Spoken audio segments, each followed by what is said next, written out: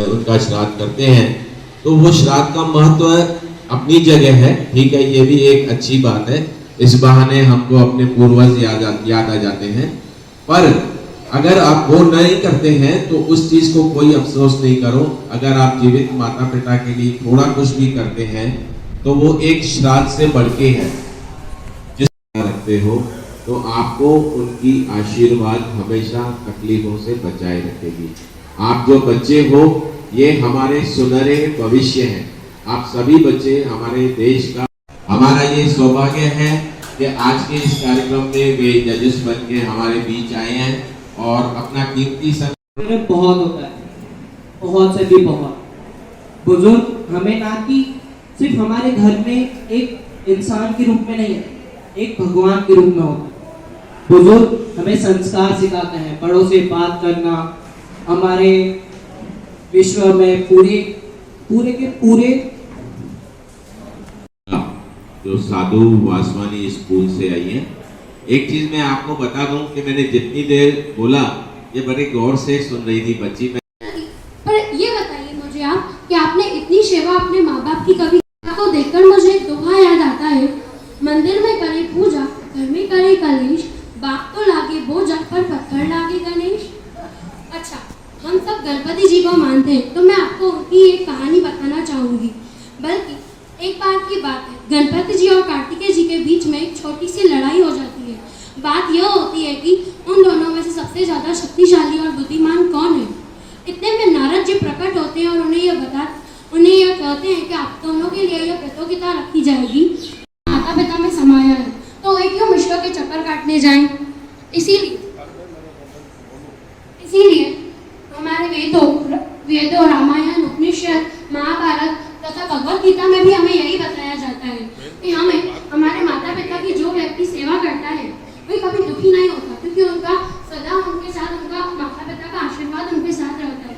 बल्कि मैं आपको इसके ऊपर एक शायरी भी बताना चाहूंगी। इज्जत भी मिलेगी, दौलत भी मिलेगी, सेवा करो माँ बाप की तो आपको जन्नत भी मिलेगी। धन्यवाद। बुजुर्गों का आदर, सम्मान, देखभाल और सत्कार के लिए प्रतिवर्ष 1 अक्टूबर बुजुर्ग दिवस मनाना चाहिए। उसकी जमीन की गहरी जड़ होना जरूरी है या फिर किसी घर या बिल्डिंग को ऊंचाई तक पहुंचाने के लिए उसकी गहरी नींव होना जरूरी है। वैसे ही परिवार को फलने फूलने व एक साथ रहने के लिए बुजुर्गों की जरूरत होती है।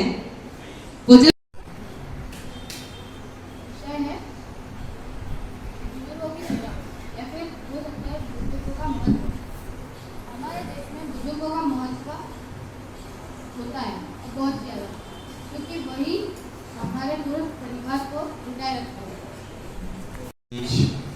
दो पत्रकार चार पत्रकार भी हैं। श्रीमती रेशमा छाबरिया जो पूरे गुजरात में इकलौती सिंधी पत्रकार हैं। श्री किशन मथवानी जी भी यहाँ मौजूद हैं।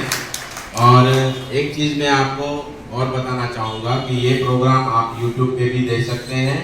विश्व जागृति मिशन के नाम से सर्च करोगे आपको आज का प्रोग्राम दिखाई देगा। और रामकिशोर शर्मा पत्रकार रामकिशोर शर्मा जी भी हमारे बीच उपस्थित हैं। एक बार उनके लिए भी तालियां होनी चाहिए। अभिनंदन करता हूँ, स्वागत करता हूँ। आगे बढ़ते हुए मैं आमंत्रित करता हूँ। फूल खिलते हैं वो हम बच्चे होते हैं। देखो, बुजुर्गों का महत्व खुद नीचे रहकर दिखाई नहीं देता। ऐसा कुछ करना चाहिए ताकि वो हमेशा खुश रहे, क्योंकि उन्होंने हमारे लिए इतना किया है। और जैसे कि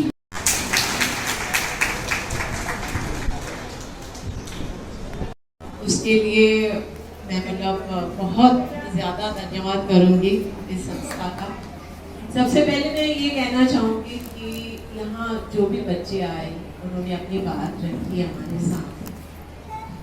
तो ऐसा नहीं है कि कोई पहला नंबर आया, कोई आखिरी नंबर आया। मुझे लगता है कि वो जीत जाएगा हमारे बीच में से जो सच जो कहा है उसका अनुसरण है। हम उसे कहते हैं कि तुम परेशान ना हो, क्योंकि तुम्हारे लिए मैं एक अनिरुद्ध में तुम्हारी रक्षा करने के लिए तुम्हारे लिए एक सेवक भेजूंगा। उसे तुम माँ कहकर पुकारोगे और तुम्हें कभी भी कोई भी कुछ भी डर लगे या कुछ भी हो, उसके लिए भी एक सेवक होगा जिसका नाम तुम्हारे लिए पिता होगा। और सबसे खास बात, अगर हमें कुछ खांसी हो या बुखार हो तो हम सबसे पहले डॉक्टर का नाम लेते हैं, पर घर के बुजुर्ग बोलते हैं कि पहले आप काढ़ा पी लो, काढ़ा पियोगे तो जल्दी ठीक हो जाओगे। तो अगर या जो उनके घर में बुजुर्ग हैं उनका मान सम्मान करेगा। हमारे घर में जो बुजुर्ग हैं उन्हें हमसे कोई भी इच्छा नहीं होती, सिर्फ वो चाहते हैं कि हम अपना वक्त उनको दें, उनकी बातें सुने, उनके जो अनुभव रहे हैं, उनके जो पिछले कड़वे अनुभव या अच्छे अनुभव है उससे वो हमें मार्गदर्शन देना चाहते हैं।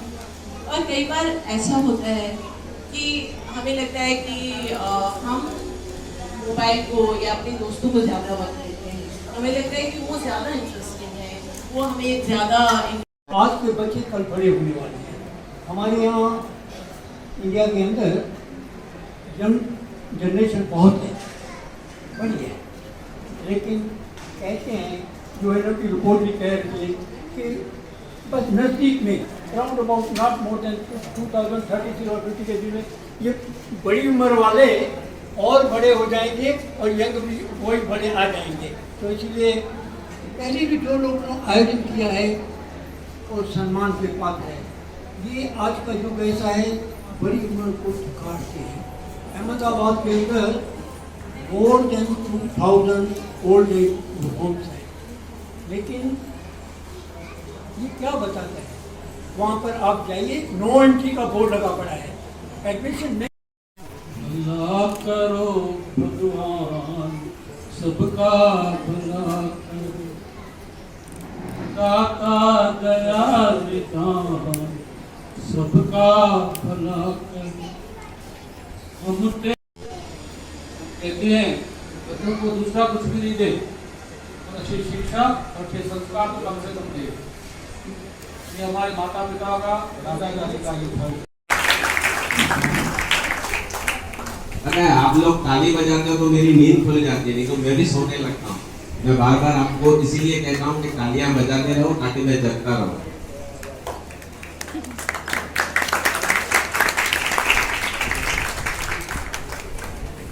अगर कोई बच्चा रह जाए तो खड़ा होना मत करिए। आप जिस दर पे आए सम्मान आप कर रहे हो ऐसा समझिए। ये जजेस हमारे बीच आए मोइनानी जी का स्कूल की। अच्छा देखो, संजोग की बात है कि तीनों बच्चियां तो कम सेकंड और थर्ड प्राइज जीत रही है। एमजी स्कूल की खतरी खुशबू,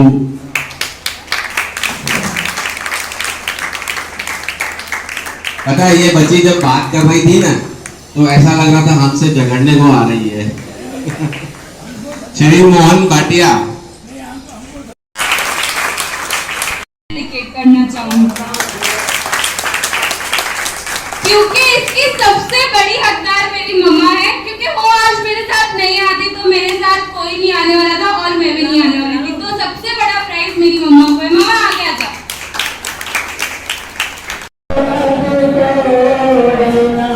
माँ बाप को तुम हर बात तुम भूलो